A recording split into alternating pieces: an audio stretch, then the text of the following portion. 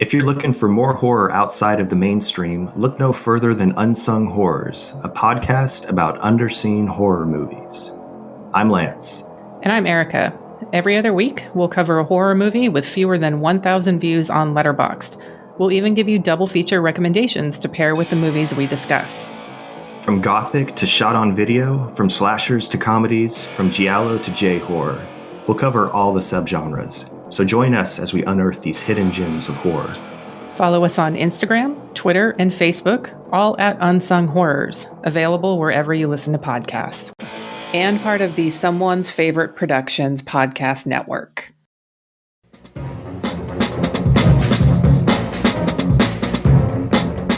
Hello, this is Aaron West. I am the author of the A24 New Wave. In this book, I look at A24's output and I make the argument that we are in a new wave movement right now. A24 plays a major role. This book has a supplemental podcast where each episode is a brief conversation about an A24 related topic, whether an actor, director, or even a genre. As I continue research for the book and conduct interviews, I expect to record podcast episodes with people involved with the company. You can find the podcast at cinejourneys.com or wherever you find podcasts, and we are proud to be members of the Someone's Favorite Productions podcast network.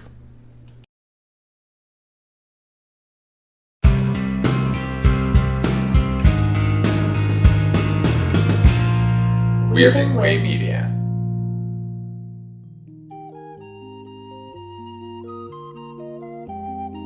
Night, Mr. Walters. You see that guy over there? No, he's an actor. The guy on the phone? He's a prize fighter. Me? I'm a cab driver. I'm the only cab driver in this place. Hello again, everyone, and welcome to Night, Mr. Walters, a taxi podcast. I am HP, your co-host, and with me, as always, is my co-host, Father Malone. Father Malone, how are you? I'm not a hooker. I'm a call girl. That may be my favorite bit of every episode now. It's so organic. I love just anticipating what you're going to come up with for that little intro. So that's fantastic. Again, some foreshadowing in what we're going to talk about. And of course, we are reviewing these shows in broadcast order and not in order of filming. Therefore, we're going over episode 8, Paper Marriage. This is a story by Barton Dean, teleplay by your favorites, Glenn Charles and Les Charles, and directed by... Is it directed by James Burrows by any chance? It is directed by James Burrows, lending credence to my theory that he was kind of midwifing this show through the first season and finding its comedic footing. So we see a lot of Jimmy Burrows. And I believe, I think you had mentioned that the Charleses it's Henderson, Nevada's own. Yeah, it's a suburb of Las Vegas, basically. It's just like one town over.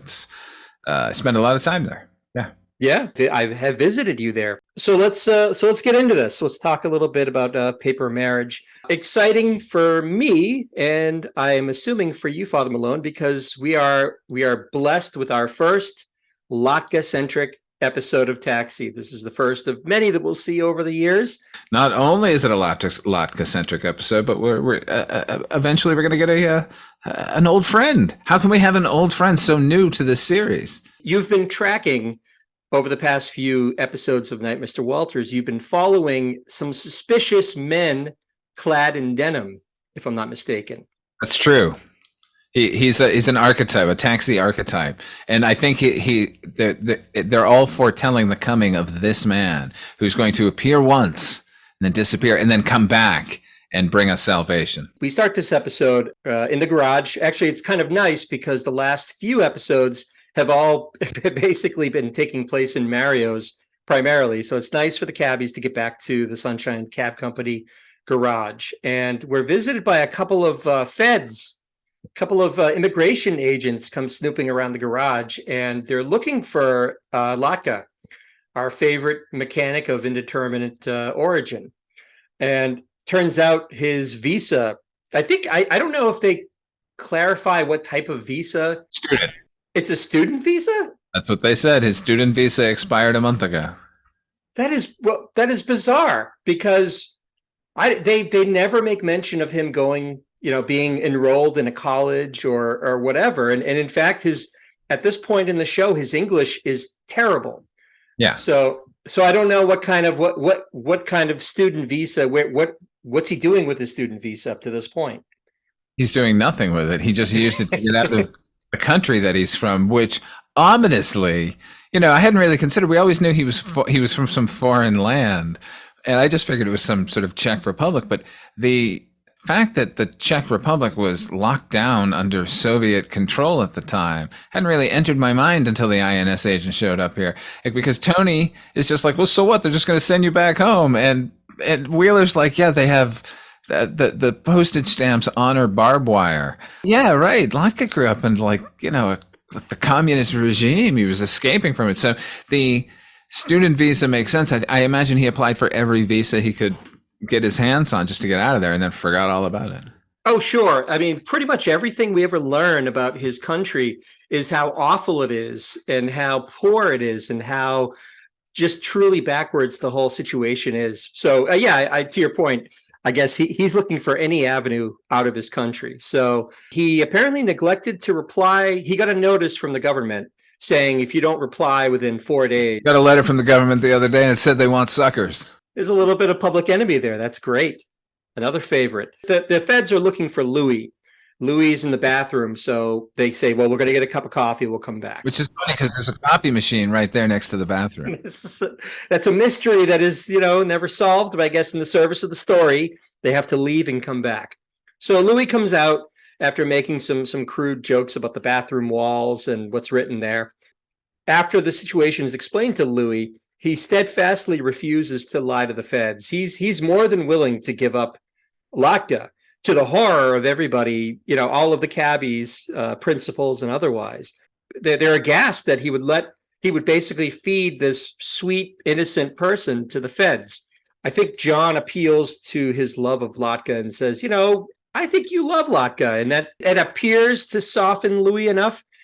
Louis actually says Latka is like the poodle I never had. And he has apparently a renewed resolve to help out Latka, at least until the feds return, in which case he basically flips immediately and says, he's over there. Yeah, it's a great gag. It is a great gag. And then in the meantime, they know the feds are coming back, and Tony kind of shoos Latka back under one of the cars on one of those rolling mechanic platforms. I don't know what you call them. Yeah.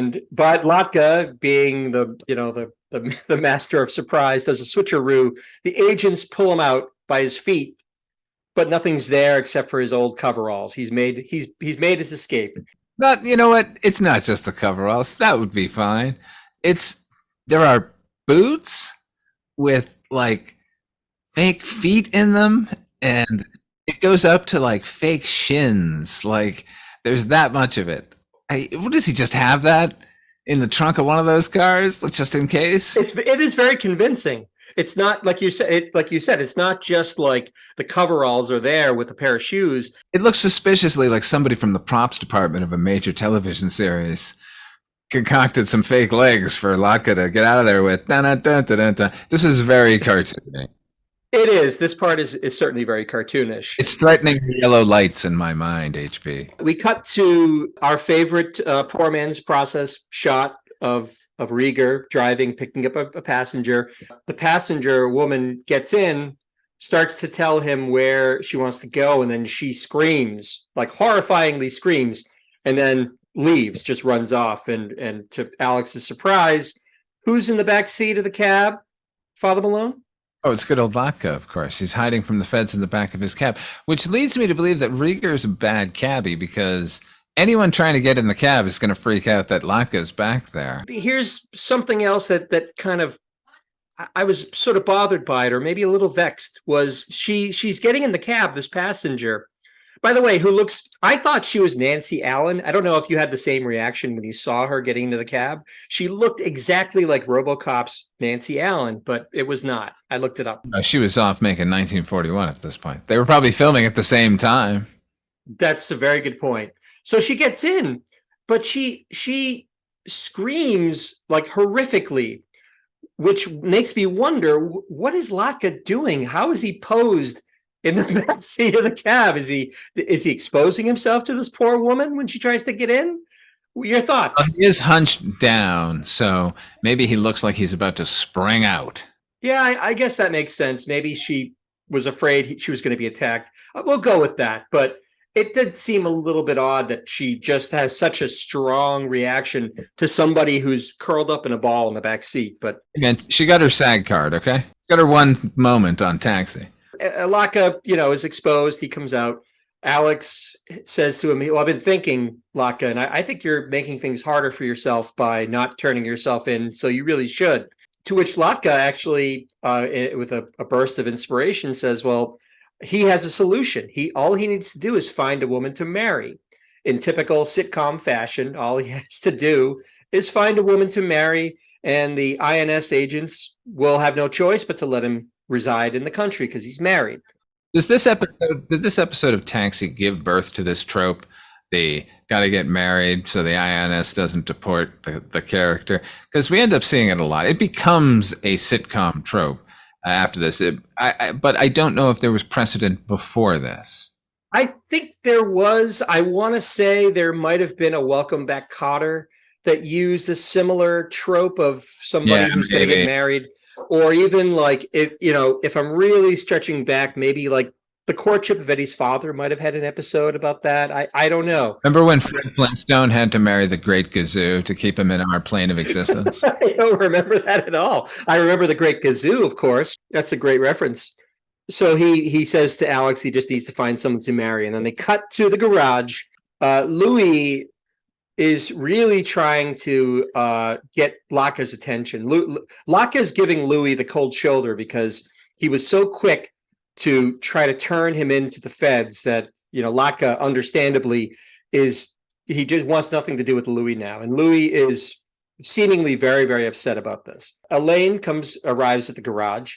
Latka, with this idea of how to foil the INS agents, he proposes to Elaine, and she's so kind and sweet that she's very touched by the gesture. But at the same time, she says, there's no way we can't get married. I wouldn't possibly get married to you. But just at that very moment, and here's where your little teaser at the beginning of the episode comes in. Just then, Alex walks in with a woman named Vivian, who is apparently she is a hooker. She's a call girl. There's a difference.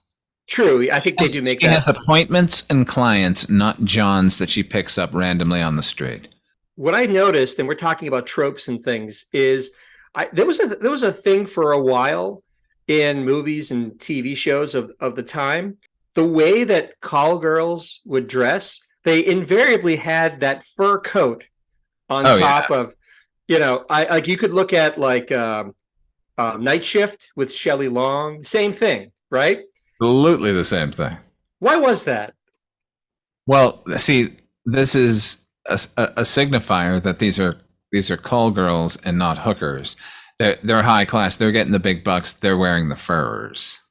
That is a very good way of reasoning that out. The girls in Night Shift were all call girls as well. What about the women in Dr. Detroit? How were they dressed? Boy, that's a tough one. I think those were call girls as well, actually. But those girls seemed more hookery. But maybe that's just because they were in Detroit. Bing, zang, zoom. There go our one listener.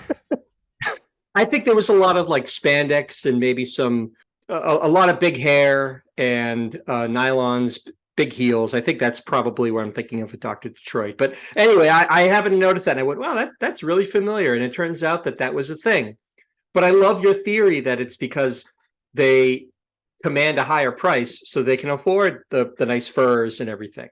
Apparently this woman, this call girl, Vivian, has agreed to marry Latka, which is great news for Latka. When we talked about the episode where Alex saves this Great Dane dog, I said that I said that this series sometimes is of more morally questionable material, and I regretted saying it afterwards. And then I watched this episode and thought, no, you were right. This is the tale of an immigrant circumventing the law by marrying a call girl on national television, 1979. This is where we were. Oh yeah, no, and she has some good lines too. We'll get to in a minute. They don't really hold back with Vivian. She's a pretty funny character. Very believable. I don't know the actress. I'm not familiar with her work, but She definitely, she felt authentic to me. She felt very gritty and kind of no nonsense, and I like that about her. She'll be so proud to know that you think that she made an authentic prostitute. She made a hell of a call girl. Whoever you are, you did fantastic. We're later in the episode now, and Louis is still trying to convince Latka, just having nothing to do with Louis. He's just, Louis is no longer his friend. So he's still trying to break through to Latka. And Elaine is getting frustrated by all the wisecracks. Now that the rest of the cabbies know that there's this wedding that's going to happen, he's going to get married, they're making all sorts of wisecracks about her being a call girl and what the wedding night's going to be like and all of this. Elaine is so good. She's so nice. I love that she intervenes and tells them to shut their yaps. Yeah, she's great. This is another, this feels like they're really fleshing that character out. We're seeing more of Elaine now, and I like it. And to be honest, like her attitude and her demeanor, this is the Elaine that we're going to get to know over the next few seasons. Yeah, they figured her out. They figured it out. And I think the first few episodes, we've talked about this a little bit, but I think they leaned more on the sort of toughness that she has. Yeah. But here she's much more tender and sympathetic to Latka's plight and everything that's sort of wrapped into that. And I like that about her. Well, I think they had written, it's not a guess on my part, that character was originally supposed to be much older and much more world weary. And those scripts probably remained unchanged, and Mary Lou Henner was playing to that. And then the writers start figuring out who she is and what her strengths are, and they start tailoring the role more toward her. And I think that's definitely what's happening. It's very rare that we get a character just show up fully formed on a show so early. But it's good to see Elaine has pretty much reached it here. It's wonderful to see the character develop like this. Elaine is insisting that they try to treat this like a proper wedding. It's not just going to be a paper marriage, which is what Tony kind of throws out there. She wants to make it nice for Latka. Vivian agrees to wear Elaine's wedding gown at her behest. Elaine is going above and beyond now at this point. Vivian's reaction is funny because she's like, yeah, whatever, honey. And I've gotten people asking me to dress up like everything from Pocahontas to Darth Vader. So a wedding gown, who cares? By the way, 79, and somebody is already asking prostitutes to dress like Darth Vader. That's amazing. Star Wars is only 2 years old. That kink is already out there. It's a fresh reference back then, and it is nice to see that. Oh my God, so fresh! The movie's still playing in theaters at this point. Right? Yeah. So she agrees, and then Bobby mentions that there's a minister that's hanging around Mario's, and he'll try to bring him in for the wedding. Now, the fact that it's a minister that's hanging around a bar should be our first indication that this is going to be a special character. For those of you that the one or two of you have never seen this episode, who we're talking about here is, of course, Reverend Jim Ignatowski. In his Canadian tuxedo, the prophecy has been fulfilled. We've been seeing this man in the corner of the frame over and over again, and now it's come to fruition. Reverend Jim Ignatowski in all his glory. And by the way, I mentioned that it's nearly impossible to have a character fully formed when they walk on screen, and yet here it is. Christopher Lloyd does it. What he does when he walks on screen, his portrayal of his character will be the same portrayal for the next however many seasons. It's perfect. He's getting laughs, just nodding his head back and forth. The hair, like you said, the wonderful costume, which is actually his. That jacket, that jean jacket, is his. Somebody literally found that in the bushes and gave it to him, and he kept it in his closet. And when he went to audition for this character, he said, well, this is probably what they'd wear. I just think it's wonderful that this iconic piece of wardrobe, A, is his, and B, was just kind of sitting in his closet waiting for the perfect moment, the perfect role, the perfect character to emerge fully formed, as you said. It's chills when you see Reverend Jim take the stage, because he has the audience already in the palm of his hand without saying a word. It's amazing. Yeah. And there's a connection here with Louis De Palma.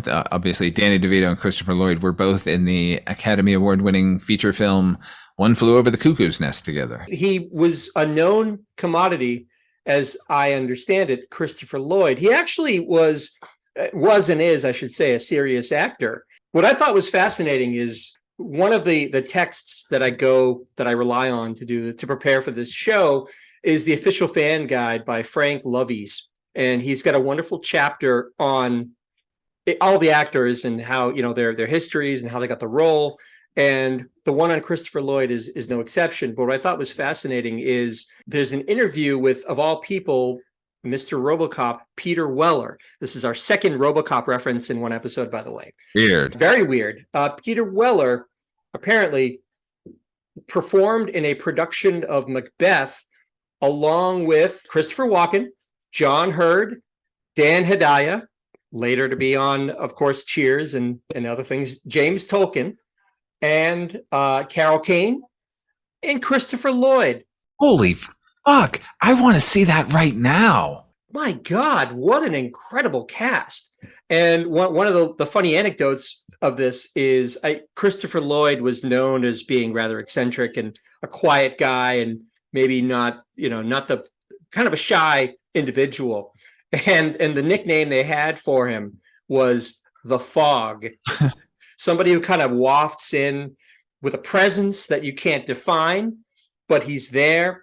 And it just, I think it's what a wonderful description of him. And what an interesting career he's had even up to this point. He's acting alongside Christopher Walken and Peter Weller in Hamlet, or Macbeth rather. It's incredible. Speaking as Father Malone, I definitely approve of his nickname. Good call. With all this buildup, let's get back to the episode. We cut back to the garage. It's all decorated. There's this weird. Wait. Yeah, before you go there, I'm probably talking about the same thing, which is this odd shot, this introductory shot for the wedding, right? Now, it is an unusual shot, but to me, the most unusual part is it starts on the upper deck, the upper floor that we never ever go to, which is ringed in chicken wire. There are 2 battery cables hanging from it.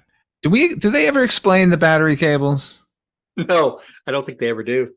Okay, you can continue then, because then it turns into this weird crane shot where look, God bless, Jim Burrows is always trying to make these things more cinematic and less set bound and less stage bound and less radio drama. He's always trying to make it more visually interesting, and he always succeeds. This one was weird because it starts on battery cables hanging off of a chicken wire mesh pen, and then like swings by one of these paper bells that you would, these decorations you get at the party store, and then on to the rest of the garage. I don't know. It was very weird. I think to your point, like there's an effort to direct the show and make it a little more than your typical sitcom. But this shot, I was kind of scratching my head. I couldn't remember it from watching it so many times. But yeah, it starts on this paper bell. You see like there's a static shot of some tires that are up on that second floor, and it kind of comes down, and then you're into the garage. It was very weird. But I think at a minimum, they're conveying this idea that this is a special event in the garage, the wedding. There's probably about a dozen better ways to depict that, but whatever. He's James Burrows. The whole garage is decked out for this event. They've even moved like some of the benches to make an aisle that they can walk down. There's a rolling table that I think Latka uses as part of his mechanics sort of duties. Now that's become like a pulpit for somebody for the minister to deliver the service, right? The wonderful background texture of the other cabbies, it makes it feel like a real garage. I love it. Always lived in the show. Always lived in. So in the midst of all of this pomp and circumstance in the garage, all the decorations and everything, in walks Bobby with the man, the myth, the legend. There's Reverend Jim. Now he's only introduced as Reverend Jim. They don't address him as Iggy or Ignatowski or any of that. He's just Reverend Jim.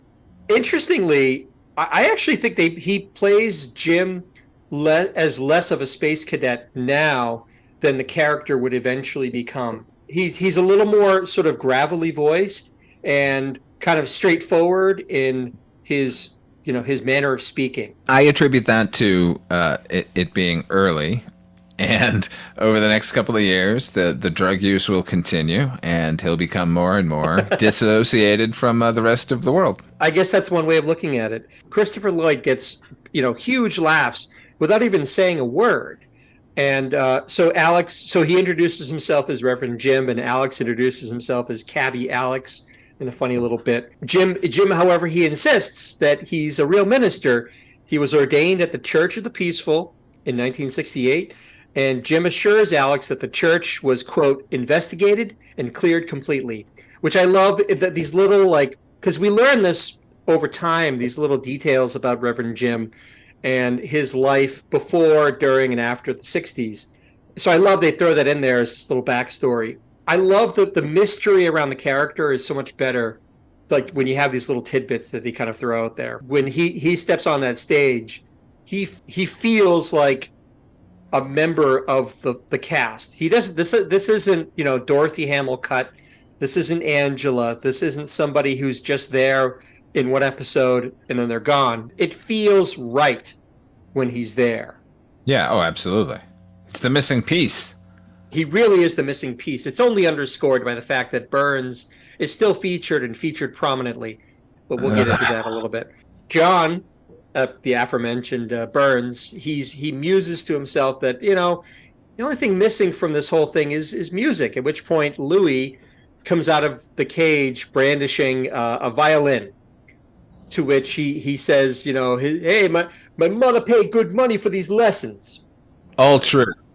It is all true. It's funny because for me, it's a little bit of a bait and switch, because oftentimes when you see a character on a show come out and do something that they're not known for, like if they're going to play an instrument or sing a song, generally, it's because that actor is well trained in that discipline, and they blow you away because you go, wow, I didn't know that such and such could play the guitar. They call that the Gomer Pyle effect. Because they'd have Jim Nabors sing. Yeah. Louis starts playing the violin, and what I love is he doesn't play the violin well at all.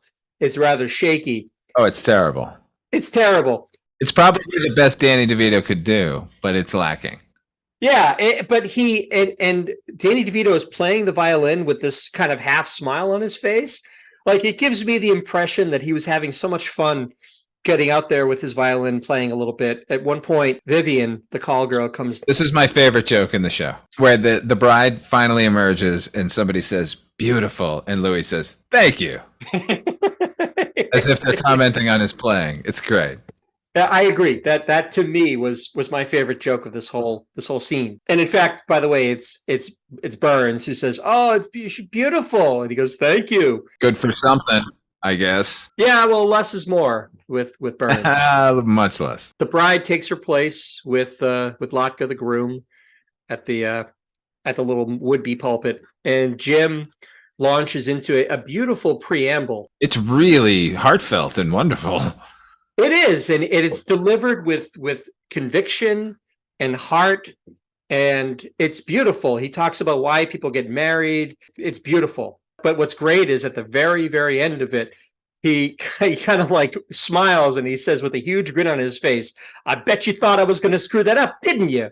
Which is exactly what you're thinking, seeing this burnout deliver this wedding service, right? Absolutely. It's a wonderful moment. And to me, at that point, I, as a viewer, I'm like, I want more of this character. This guy's fantastic. He's so funny. He's sweet. He's gentle. He's kind, but he's so weird. Also, an interesting side note.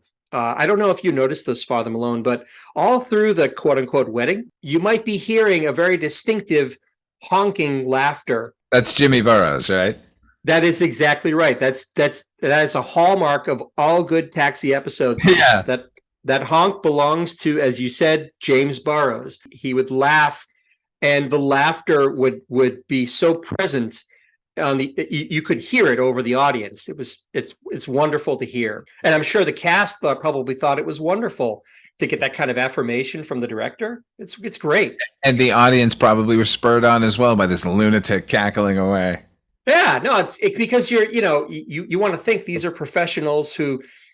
He's been doing this since Mary Tyler Moore and prior, but somebody who has such a love of comedy and a love of good comedy that he can't help himself. He just has to laugh and let it out. Latka kisses the bride.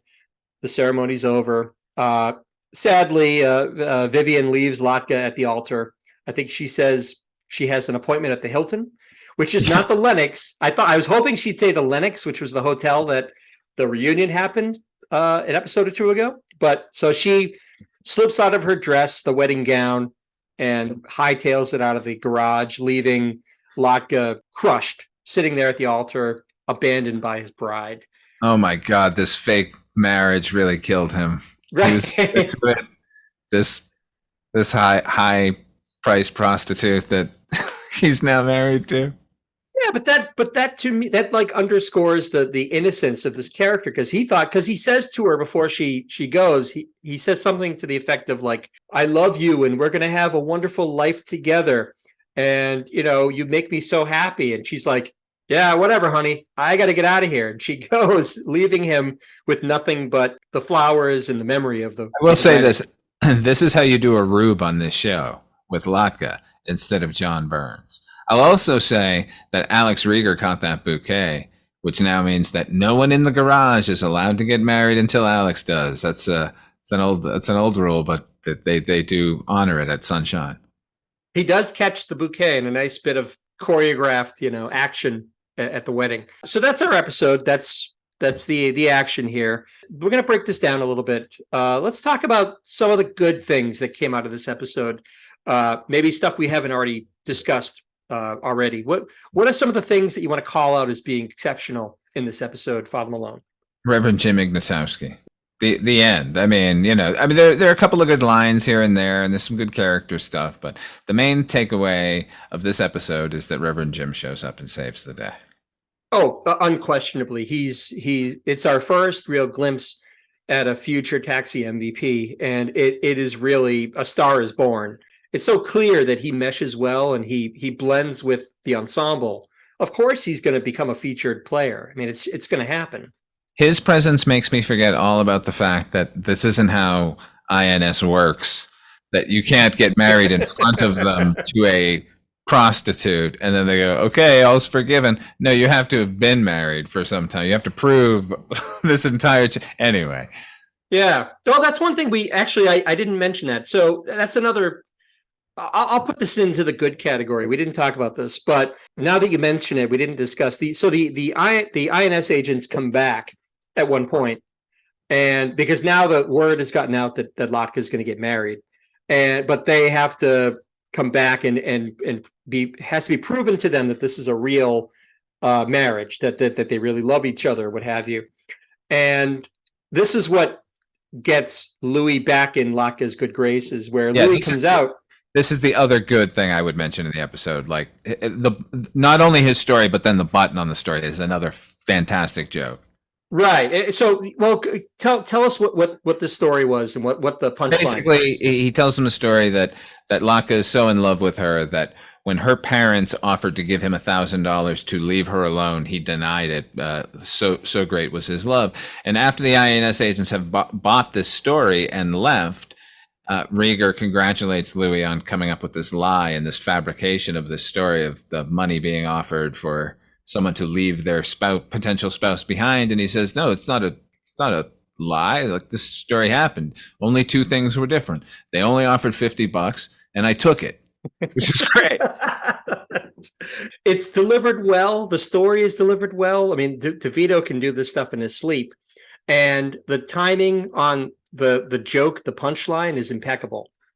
And it's one of the things that's why I bring it up now, is because it's one of my positives in this episode. Some of the comedy is really funny. Obviously, we have Reverend Jim's introduction. It's a Latka-centered episode, which is nice too, because this gives us a little more insight into him as a character, and frankly, we get to see more of Andy Kaufman doing what he does best. How could that not be a big positive, right? Absolutely. Was there anything else you wanted to call out as being particularly good in this episode before we move on to the bad? No, we're going to go right to the bad. So let's go into the bad. I guess I'll lead off. I feel like this episode took a long while to build up any steam. I feel like actually the story that Louis tells and the lead in to the wedding itself is really where it felt like it picked up, momentum at that point. And I felt like the comedy really stood out to me more. I don't know if that was your impression as well. I completely concur. This is just like the episode with where John and Dorothy Hamilcutt get married, where the third act was gangbusters, and the first two were just kind of limping along. That I think this is better than that episode. The first two acts work a lot better, but it doesn't change the fact that it's this formulaic kind of sitcom plot going on here that we're watching. Yeah, exactly. And I think that you said it really well. It's the third act, crushes, but it's a little bit, it takes a while to get through that first and second acts. There are moments that sort of sparkle, but on a whole, it felt a little bit dull until the third act when the wedding finally happens. It's hard to argue with this episode being, a decent, example of a Taxi episode.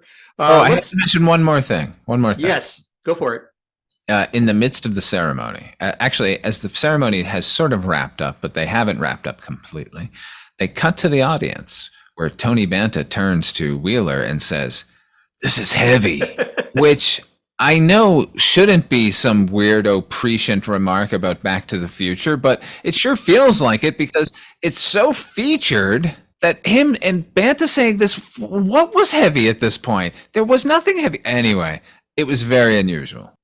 I did not make the connection of that, the Back to the Future connection with that line. I did think it was odd that they feature that line so prominently, and it didn't get any real laughs. It's just he kind of says it. Isn't it doubly weird now that you've made the Back to the Future connection? Isn't it triply weird now that you're wearing a Back to the Future t-shirt right now? It is very weird. I happen to be wearing a Back to the Future t-shirt as we speak. That is cuckoo. That is very, very weird. But and that you know what? I'm going to put that in the positive category. That's well done. It's the episode has grown in my estimation. So speaking of which, here's the point at which we start talking about yellow lights. Thank God Jim's going to give us the yellow lights. There we go. What does a yellow light mean? Thank you. There he is. There's our man. Father Malone, how many yellow lights do you give this episode? Dying to know. I give it 3 yellow lights. It's funny enough, and it's well acted enough, and the appearance of Jim is good enough to elevate the things that I didn't like about it. It's not that there was anything particularly wrong with the episode. It's just that it wasn't the levels that I hope for when I watch a Taxi episode. I too gave it 3 yellow lights.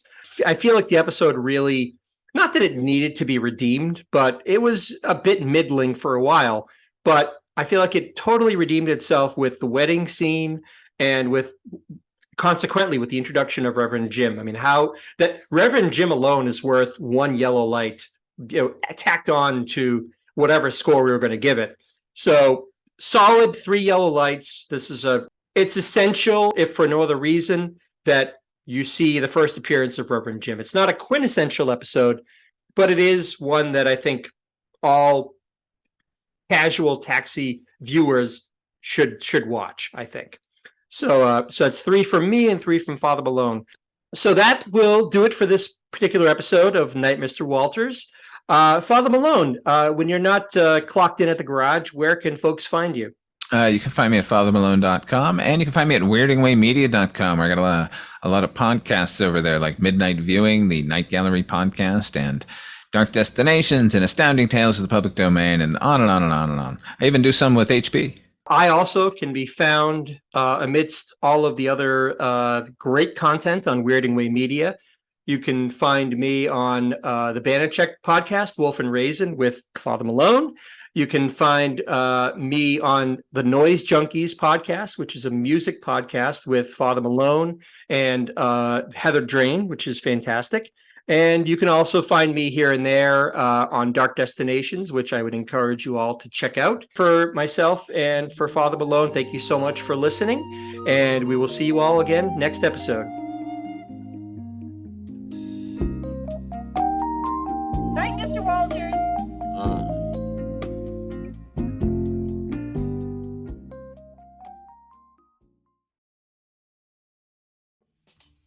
Do you love movies? So do I.